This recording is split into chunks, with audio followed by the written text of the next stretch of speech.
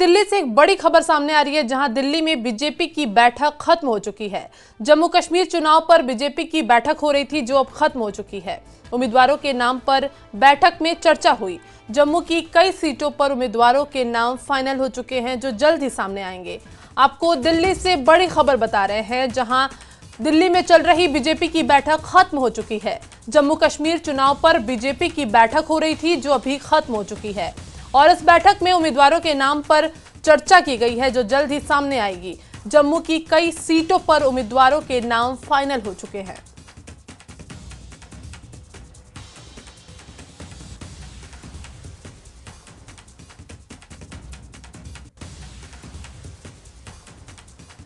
इस खबर पर हमारे साथ खुर्रम जुड़ रहे हैं। खुर्रम, क्या जानकारी है, किसके नाम सामने आए हैं बैठक के बाद?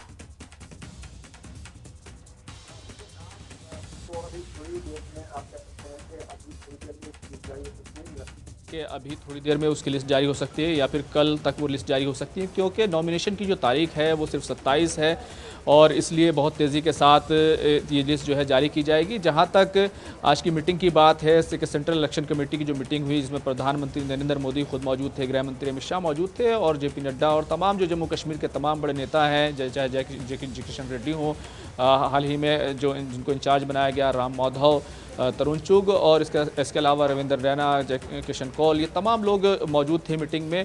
और जो चर्चा हुई है वो जम्मू कश्मीर की तमाम सीटों पर चर्चा हुई है, लेकिन जो बड़ी खबर अभी तक जो हमें न्यूज़ 18 के पास है वो ये है कि तकरीबन 50 से ज़्यादा सीटों पर जो है नाम तय कर दिए गए हैं, जिसमें जम्मू की ख़ास तौर से तमाम की तमाम सीटों पर नाम फाइनल कर दिए गए हैं। अभी थोड़ी देर में लिस्ट जारी हो सकती है और या फिर कल तक ये लिस्ट जारी कर दी जाएगी। उम्मीद की जा रही है कि थोड़ी देर में लिस्ट आ जाएगी, क्योंकि आप देखें कि नॉमिनेशन की जो तारीख है वो सिर्फ 27 है, क्योंकि 1-2 दिन ही बाकी बचे हैं। यही वजह है कि भारतीय जनता पार्टी ने आज तकरीबन पौने 2 घंटे की ये मीटिंग की, तमाम सीटों पर चर्चा हुई है और जल्द ही इस सिलसिले में बाज़ाब्ता तौर पर लिस्ट जारी कर दी जाएगी।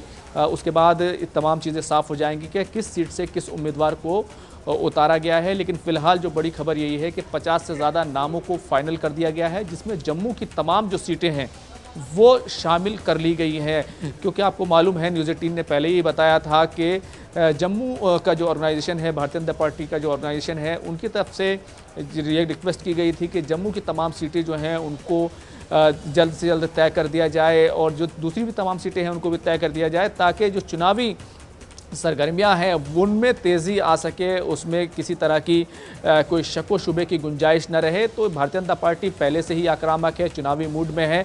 नेशनल कॉन्फ्रेंस हो, पीडीपी हो या फिर कांग्रेस पार्टी हो, सभी के खिलाफ बहुत मजबूती के साथ भारतीय जनता पार्टी ने मोर्चा खोला हुआ है। हर महाज पर उनको घेरा जा रहा है, चाहे 370 का इशू हो, 35A का इशू हो, ये तमाम जो इशू हैं कुल मिलाकर अगर कहें तो भारतीय जनता पार्टी पूरी तरीके से कमर कस चुकी है। पहले किशन रेड्डी को वहाँ पर कमान दी गई थी, तरुण चुग पहले से ही प्रभारी हैं, आशीष सह प्रभारी हैं और जो है राम माधव को भी जो है मैदान में भारतीय जनता पार्टी ने उतारा। तो पूरा चुनावी मूड है।